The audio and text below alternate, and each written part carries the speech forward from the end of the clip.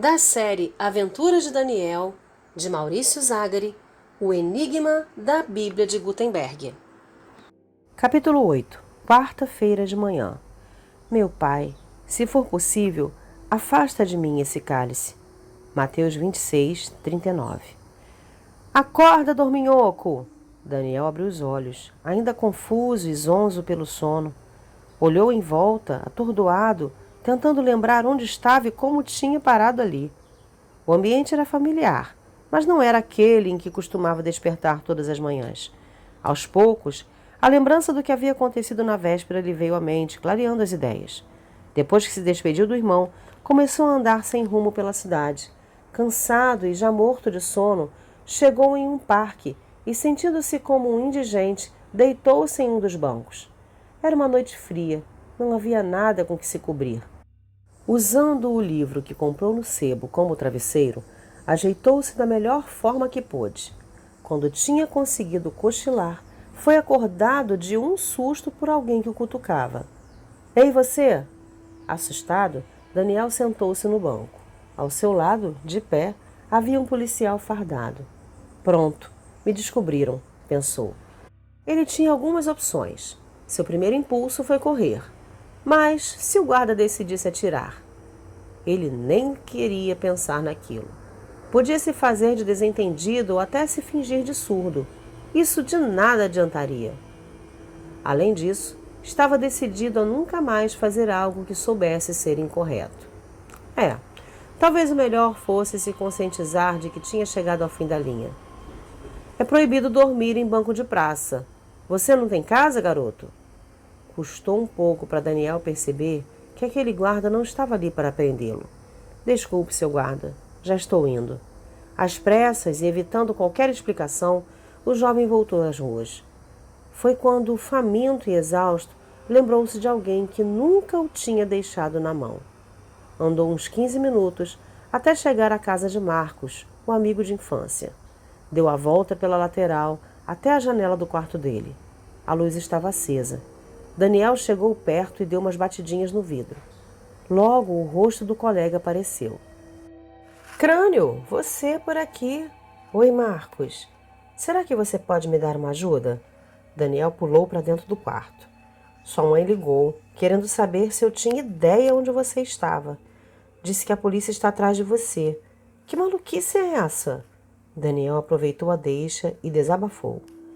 Enquanto comia, esfomeado, um pacote de biscoitos, contou para o amigo tudo o que tinha acontecido desde domingo à tarde e como tinha se tornado o suspeito número 1 do furto. Cara, estou angustiado, não sei o que fazer.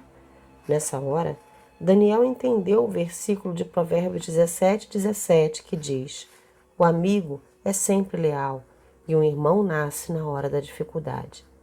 Marcos ouviu tudo com muita atenção. Quando Daniel terminou o desabafo, o amigo ficou um tempo pensativo e então falou: Crânio, também não sei o que fazer, mas sei duas coisas. Primeiro, você hoje vai dormir aqui. Meus pais saem amanhã cedo para trabalhar e eu tenho de ir para o cursinho, mas você pode ficar aqui. Segundo, quero orar por você. Com um aceno de cabeça, Daniel concordou. Os dois se ajoelharam. Marcos pôs o braço em volta do ombro do amigo e começou um clamor sincero a Deus. Assim ficaram por quase meia hora. Foi um tempo de lágrimas e palavras fervorosas. Ao final, Daniel se sentia um pouco mais leve. Valeu, meu amigo, disse, dando um forte abraço em Marcos. Agora vamos dormir, porque o dia vai ser longo. Marcos sacou um colchonete do armário e forrou com o lençol. Deitou-se nele e ofereceu para Daniel. Hoje você pode ficar com a minha cama. Pouco tempo depois, estavam dormindo. Quando Daniel ouviu a voz de Marcos, demorou a trazer à mente como tinha ido parar ali. Mas assim que a ficha caiu, os sentimentos de tristeza e impotência voltaram com a carga toda. Acorda, dorminhoco! Bom dia, sussurrou em meio a uma espreguiçada. Olha, meus pais já saíram e eu vou ter que ir agora. Deixei um café pronto na mesa da cozinha. É só pegar. Valeu. Depois de uns instantes em silêncio, Marcos fez um ar grave e acrescentou: Crânio, eu andei pensando. Acho que o melhor é você se entregar. Ficar fugindo não vai resolver nada. Você tem de encarar essa de frente. Naquele momento a tristeza aumentou. Mas eu sou inocente, Marcos. O amigo pôs a mão em seu ombro. Eu sei, Crânio.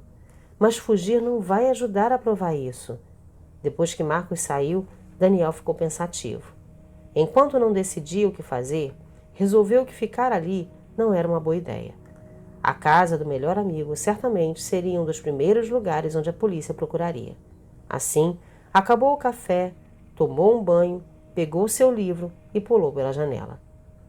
Mas já era tarde demais. Foi só pisar na rua que o que mais temia aconteceu. Chegando à casa de Marcos, estava o carro de polícia e dentro dele, Pedrão. Durante um longo segundo, os olhares deles se cruzaram. Parado! Gritou o policial. Daniel não teve tempo de pensar e agiu guiado pelo instinto. Disparou a correr. Sem olhar para trás, partiu na direção oposta à que tinha vindo o carro, o que lhe deu segundos preciosos de vantagem. Pedrão hesitou, pensando se contornava com o carro ou se partia em perseguição a pé. Decidiu encostar, abriu a porta e saiu correndo. Daniel dobrou a esquina, entrou pela avenida principal e tentou imaginar para onde ir. Esbaforido, partiu rumo ao shopping center, que ficava a uns 5 quarteirões de distância. Seria preciso muito fôlego para chegar lá sem ser alcançado pelo policial. A diferença de idade era um ponto a seu favor. Depois de percorrer uns 100 metros, deu uma espiada por sobre o ombro. Lá estava Pedrão em seu encalço. Pare! Gritou novamente. Daniel teve de pensar rápido. Havia um ônibus parado num ponto com a porta aberta. A hora é essa. De um salto, atirou-se dentro do coletivo enquanto procurava o policial pela janela. Quando o ônibus acelerou, viu seu perseguidor ficar para trás. Respirou fundo, tomou fôlego e tentou organizar as ideias. Ele vai voltar, pegar o carro e vir atrás de mim, pensou. Era preciso agir rápido, mas para isso dependia da velocidade do motorista. Eram só 5 quarteirões, mas o tempo que levou até chegar ao shopping pareceu uma eternidade em razão do trânsito engarrafado. Passou a roleta, pagou a passagem e deu sinal para saltar. Assim que desceu, olhou para trás. Lá estava ele, a poucos metros. O carro da polícia vinha a toda, com um homem calvo e de grossos bigodes negros ao volante.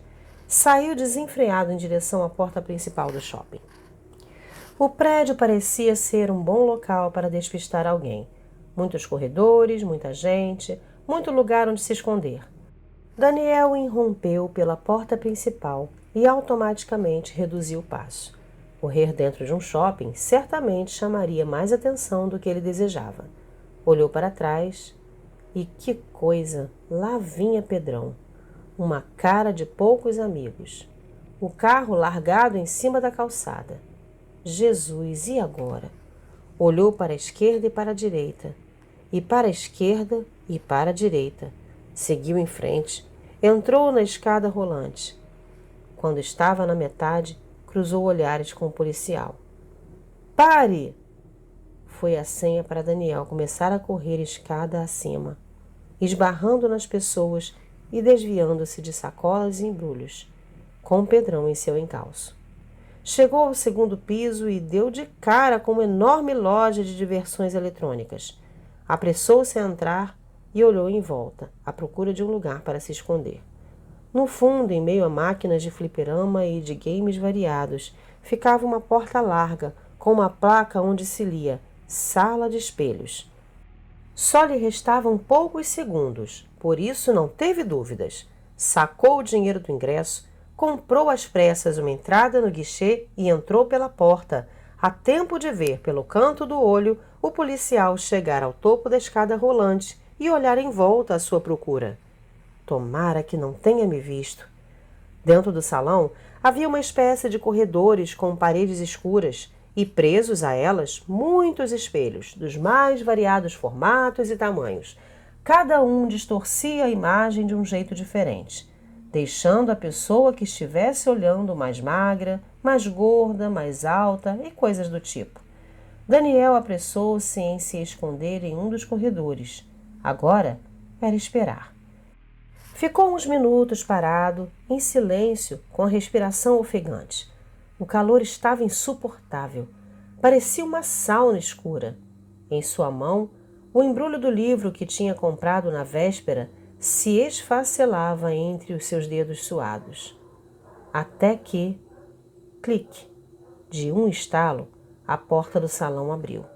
Por uma fresta entre dois espelhos, viu quando aquele rosto familiar entrou no recinto. Essa não. Instintivamente agachou-se e procurou se mexer o menos possível. Do outro lado do corredor havia um espelho torto que, por seu formato, criava um vão entre a lâmina e a parede. Era a única escapatória. Daniel arrastou-se silenciosamente até o espelho e, encolhendo o corpo, enfiou-se no pequeno espaço como um animal em sua toca. As gotas de suor escorrendo pelo pescoço, pelos braços, pela alma. E ficou em silêncio. Foram momentos de agonia. Naquele instante, veio à mente de Daniel a expressão choro e ranger de dentes. O sofrimento da solidão, da falta de perspectiva, de saber que existe alguém que quer agarrá-lo e fazê-lo sofrer. Aquela situação era terrível. Era infernal. O ruído dos passos denunciou a aproximação do policial. Tum, tum, tum. Os segundos parecem horas. Daniel viu quando ele passou a poucos centímetros de onde estava, sem notar sua presença a passos lentos. O jovem ergueu os olhos e observou Pedrão caminhar cautelosamente, até que entrou por outro corredor. Estava insuportável ficar ali. Daniel calculou a distância até a porta. Era arriscado, mas valia a pena tentar escapar. Esgueirou-se para fora do esconderijo, levantou-se e caminhou pelo corredor até a primeira bifurcação. Se corresse, alcançaria a porta em 7 ou 8 passos. Mas assim que ouvisse a maçaneta girar, Pedrão viria atrás dele, e aí seria um Deus nos acuda. Daniel entrou por outro corredor, na direção oposta à que o policial tinha ido. Foi quando subitamente viu uma portinha estreita no fundo do salão, onde se lia o letreiro Saída de emergência. Era o momento de decidir. Ou se arriscava pela porta larga ou pela estreita. A larga ele conhecia, sabia o que tinha atrás. A estreita era misteriosa, mas poderia ser uma boa. Talvez a única alternativa de fugir daquele inferno, o único caminho para a salvação. De repente, um ruído. Clique! Pela porta principal, entrou um grupo de crianças barulhentas, rindo e falando alto. Era agora ou nunca. Aproveitando a distração causada pelos meninos, Daniel disparou e abriu a porta de emergência. Do outro lado, havia uma escada de ferro. Subia ou descia? Na dúvida, decidiu subir. Saiu correndo pela escada acima, saltando de 2 em 2 degraus. Acho que agora me livrei dele, pensou aliviado. Por engano. Mal tinha subido 2 lances de escada, Daniel ouviu o barulho da porta se abrindo. Ele nem precisava ver para saber quem era. Essa não. Chegou ao 3º andar e tentou voltar para dentro do shopping. Para sua surpresa, a porta estava trancada. Tentou subir o mais silenciosamente possível para o 4º andar. Mas não havia jeito de caminhar por aquela escada de ferro sem fazer um enorme barulho com os pés. Ao constatar isso, lançou-se com tudo para o andar de cima, com os 2 ouvidos atentos ao passo do policial que novamente estava em seus calcanhares. Para o seu alívio, a porta do 4º andar estava aberta.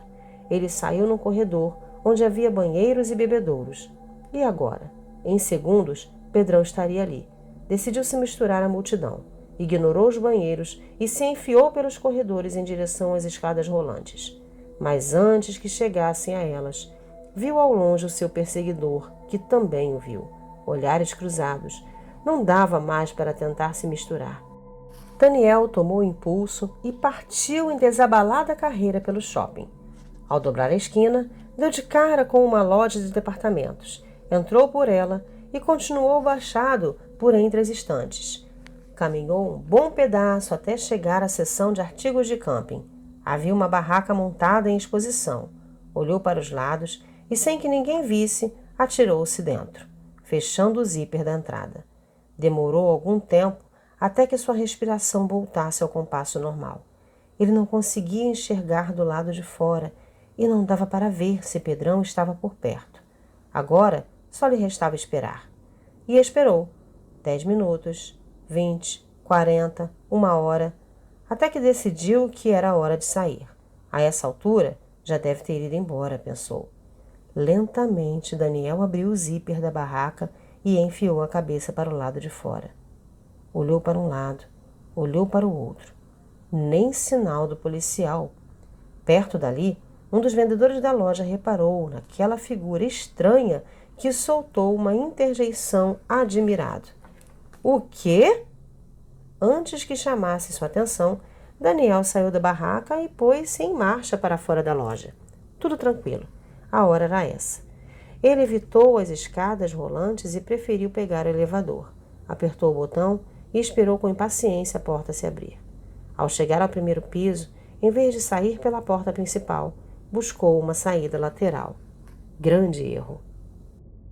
Pedrão era um policial experiente. Ele sabia que uma pessoa acuada evita transitar pelos locais mais óbvios e prefere se esgueirar nas sombras.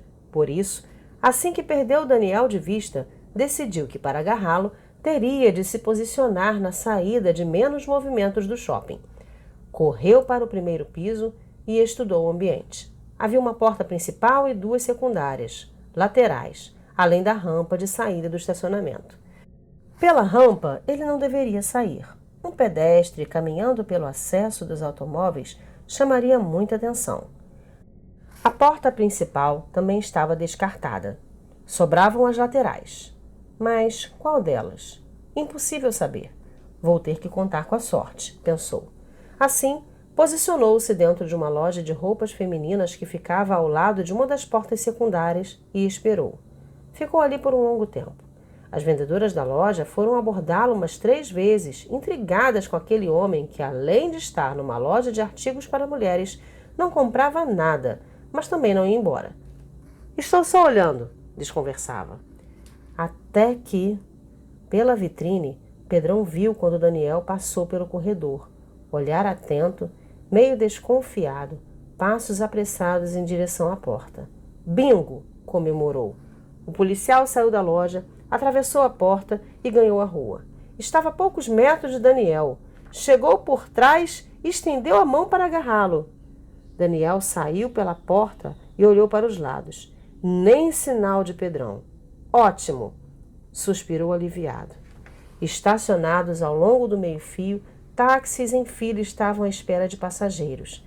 Mais relaxado, o jovem olhou para os carros. Foi quando, pelo reflexo da janela de um deles, viu quando aquele homem de bigodes negros chegou por trás, o braço esticado, prestes a agarrá-lo pela camisa. Sua reação foi instintiva. Num reflexo, Daniel torceu o corpo para escapar da mão de Pedrão. Tudo aconteceu num piscar de olhos. Surpreso com a reação inesperada, o policial ficou um instante sem ação. Foi o suficiente para que o jovem desse um drible nele e disparasse rua acima. Naquele momento, uma vez mais a diferença de idade pesou. Por mais que Pedrão acelerasse, Daniel aumentava a distância. O que restava de fôlego ao policial foi usado para ensaiar um grito, que saiu mais parecido com um gemido. Pare! Mas o jovem não parou. Dobrou a esquina e correu sem olhar para trás. Enfiou-se por ruas e becos até que, convencido de que tinha despistado seu perseguidor, decidiu descansar e pensar no que fazer. Não dava para ficar fugindo eternamente. Lá atrás, irado por ter perdido mais uma vez o suspeito, Pedrão arfava, os pulmões queimando, o coração acelerado. As mãos apoiadas na coxa o ajudavam a respirar. Dessa vez, sua paciência tinha se esgotado. Ali, ele tomou a decisão. Se esse moleque fugir de mim mais uma vez, vou obrigá-lo a parar de qualquer jeito. Nem que para isso tenha que tomar medidas drásticas, disse colocando a mão sobre o cabo da pistola que carregava na cintura. Daniel perambulou horas pelas ruas e chegou à conclusão de que Marcos estava certo. O melhor era se entregar. E tomou uma decisão. Resolveu que iria ao culto da noite e, após a bênção final, procuraria a polícia. Naquele momento, passou por sua cabeça tudo o que teria de sofrer a partir daquela noite. Pensou na humilhação de ser detido e interrogado, pensou no sofrimento das pessoas que o amavam e que o veriam naquela situação, pensou no sofrimento psicológico que teria de enfrentar, nas palavras duras que sabia que seus acusadores lhe dirigiriam, pensou no sofrimento de ter que encarar uma noite em claro, sendo acusado e interrogado, provavelmente recolhido, ao final, a uma cela desconfortável, onde compartilharia o mesmo espaço com autênticos malfeitores, sendo inocente. Pensou em tudo isso e chorou. Chorou e orou. A oração fez com que Daniel pensasse em Jesus. Ali, sentindo-se só, ele entendeu com uma clareza e uma profundidade que nunca tivera antes o tamanho do sacrifício de Cristo ao se entregar ao sofrimento pela humanidade. Ele entendeu a solidão que o Messias sentiu, do Getsêmani à cruz, a ponto de sentir abandono até pelo Pai. Entendeu o que significa ser inocente, esforçar-se para ajudar aqueles que você ama e, mesmo assim, ter de se entregar voluntariamente a seus algozes para ser interrogado, questionado, acusado e humilhado. E entendeu também que, às vezes, por mais injusto que seja passar por tudo isso sendo inocente, é o que tem de ser feito. Foi levado como um cordeiro para o matadouro. Lembrou-se de Isaías 53. Quando se deu conta, já passava das 2 da tarde. Comeu um sanduíche em uma lanchonete e foi até o mesmo parque da véspera para sentar, descansar e aguardar a hora do culto. Ajeitou-se em um dos bancos e, para tentar enganar a angústia, resolveu folhear o exemplar de A História da Bíblia. Ironicamente, havia um trecho do livro dedicado inteiramente à Bíblia de Gutenberg e à sua história e às suas características. Quando terminou de ler, já estava tarde. Antes de fechar o livro, procurou nos bolsos algo com que pudesse marcar a página. Encontrou um papel todo amassado no bolso de trás da calça. Era a folha que tinha usado para fazer anotações para a matéria que pretendia escrever para o Arauto sobre a Bíblia de Gutenberg. Com toda aquela confusão, o jornal de que ele tanto gostava tinha ficado em segundo plano. Provavelmente, nunca mais haveria uma nova edição. Encaixou o papel na página e ia fechar o livro, mas parou. Uma linha que tinha escrito dias antes chamou sua atenção. Daniel abriu o livro, leu o que estava na folha e depois o que estava nas páginas. Engraçado, pensou. Fechou o livro, levantou-se e começou a caminhar para a igreja em sua Via Crucis particular. O sol já lançava os últimos raios sobre o horizonte quando Daniel chegou à rua de sua tão querida igreja. De longe, olhou para ver se descobria onde se escondiam os policiais, pois eles certamente estariam ali à sua espera. Não deu outra. No alto da escada, parado na porta que dava acesso ao templo, alisando o bigode negro, estava o vigilante, o homem que o tinha perseguido naquela tarde e que não saía do seu pé. Parecia que sabia com antecedência onde ele estaria. Mesmo à distância, dava para ver que as pessoas que chegavam para o culto comentavam sobre o sumiço da Bíblia. Muitos paravam na calçada, conversavam em meio a muita gesticulação. Daniel não tinha certeza se a suspeita que pairava sobre ele já havia se espalhado entre o pessoal ou se os pastores tinham conseguido manter segredo. Mas, por via das dúvidas, tentaria entrar sem chamar muita atenção.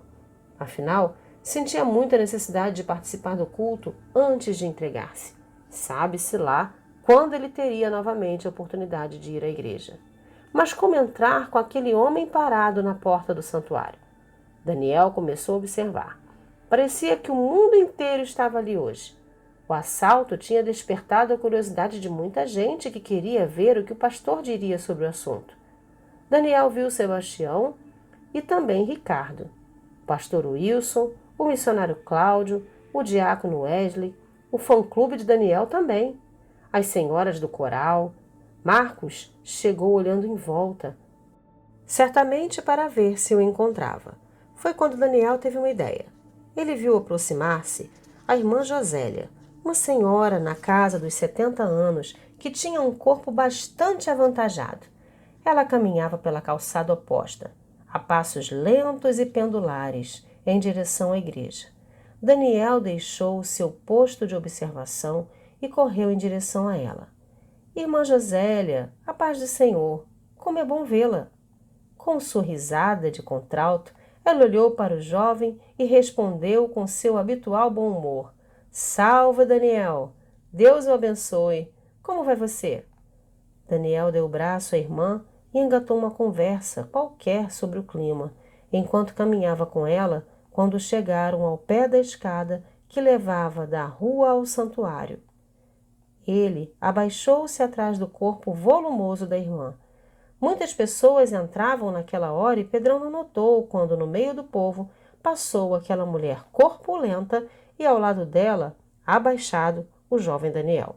Quando chegaram dentro do templo, ele deu um beijo na bochecha da irmã Josélia e esgueirou-se até um banco no canto da igreja que ficava fora do ângulo de visão do policial. Ainda faltavam uns 10 minutos para o início do culto. Sentado, com o rosto entre as mãos, para não ter que falar com nenhum conhecido, Daniel orou a Deus, pedindo clareza e calma. Mas era difícil ter calma naquela circunstância. O pensamento voava e atrapalhava a oração. Daniel olhou em volta. Lá estava Ricardo, alguns bancos à frente. Quando virou o rosto para o outro lado da igreja, viu sua mãe e seu irmão. Daniel sofria de pensar que sua mãe presenciaria todo aquele processo constrangedor da prisão e de seu sofrimento. Não foi fácil para o Senhor, não é? Perguntou para Jesus, lembrando-se que ele também tinha vivido uma experiência parecida. Ver a mãe sofrer, ninguém merece. Afundou-se ainda mais no banco para evitar ser visto. Naquele momento, pela portinha da direita entraram o pastor Wilson e o missionário Cláudio, ambos com o rosto carregado. O visitante pregaria naquela noite e trazia sob o braço sua enorme Bíblia amarelada e de capa preta. Na mão do pastor, uma maleta do tipo que aparece em filmes de espionagem. Daniel sabia o que havia ali. Os 100 mil em dinheiro que o ladrão tinha pedido de resgate e que o missionário teria de levar após o culto para a rodoviária. Os mesmos 100 mil que foram arrecadados com o esforço de cada membro da igreja e que seriam usados na reforma da congregação. Era revoltante. O pastor foi ao microfone e deu início ao culto. A paz seja com vocês. Daniel começou a tremer. Capítulo 9. Quarta-feira à noite. Não tenha medo dos terrores da noite, nem da flecha que voa durante o dia. Salmos 91, 5. Marcos estava sentado 2 fileiras atrás de Daniel, junto ao corredor. Ele percebeu a presença do amigo logo no começo do louvor. Viu que Daniel cantou as músicas baixinho, sem sorrir, o que era algo raro de se ver. A canção final era um hino de adoração, e Marcos percebeu quando o amigo sentou-se e abaixou a cabeça, o rosto enfiado entre as mãos. De vez em quando era possível ver que Daniel dava umas espiadinhas para o lado da porta, certamente para checar se o policial que estava ali de pé o tinha visto. Nessas horas, Marcos notava que os olhos do amigo estavam cheios de lágrimas. Terminado o louvor, o pastor Wilson, com um incomum tom sério, passou a palavra para o missionário Cláudio. Também com as feições carregadas, ele pegou o microfone e anunciou a passagem tema de sua pregação, 1 Coríntios 13. A congregação aguardava ansiosa alguma informação acerca do furto da Bíblia de Gutenberg, mas, pelo visto, o pastor só daria uma palavra sobre o assunto no final do culto. Marcos abriu sua Bíblia na passagem indicada e observou que Daniel estava sem nenhum exemplar das Escrituras. Com ele, havia apenas aquele livro que o viu carregar quando esteve em sua casa. Se eu falasse a língua dos homens e dos anjos. Marcos percebeu que, embora não tivesse acompanhando a leitura da Bíblia, Daniel ouvia atentamente as palavras do missionário. Abaixou os olhos e voltou a ler. Pouco depois tornou a olhar para o seu amigo. O que ele viu o deixou amedrontado. Daniel estava imóvel. O olhar esbugalhado estava fixo no púlpito. Ele conhecia havia anos aquele olhar, que surgia sempre que Daniel ficava tenso. Alguma coisa estava acontecendo. Marcos fixou-se em Daniel e, enquanto o missionário continuava a leitura, Crânio alterou a expressão. Dava para ver que ele estava com um pensamento a 1000 por hora e seu olhar mudou para a perplexidade. De repente, seus lábios se moveram e ele murmurou alguma coisa que Marcos não conseguiu entender. Foi então que a cena inusitada o deixou boquiaberto. Do nada, Daniel pegou seu livro, saiu do lugar e desatou a correr pelo corredor central da igreja em direção à porta que dava acesso do púlpito ao primeiro andar. Seu grito interrompeu a leitura e deixou todos perplexos. É isso! Quase no mesmo momento, Marcos ouviu a voz do policial que estava na porta do santuário. Pare! Pare! Naquele momento, Daniel já tinha desaparecido pela porta a escada abaixo. O que se viu a seguir deixou Marcos com os cabelos em pé. Ele olhou para o lado e viu Pedrão correr atrás de seu amigo enquanto enfiava a mão dentro do paletó e sacava uma reluzente pistola. Os olhares de todos congelaram na direção do policial. O silêncio tomou conta do salão. Pare! Marcos viu o pastor Wilson olhando para os lados como que tentando decidir o que fazer, mas o inesperado da cena parecia tê-lo deixado sem ação. Instintivamente, o jovem virou o rosto em direção a Dona Alzira, tão paralisada quanto o resto das pessoas. Os segundos que se seguiram foram de total apreensão. Pedrão desceu como um raio pela escada e deu para ouvir que ele gritava alguma coisa para Daniel. Foi aí que Marcos se deu conta. Meu Deus, ele está correndo atrás do Crânio, armado!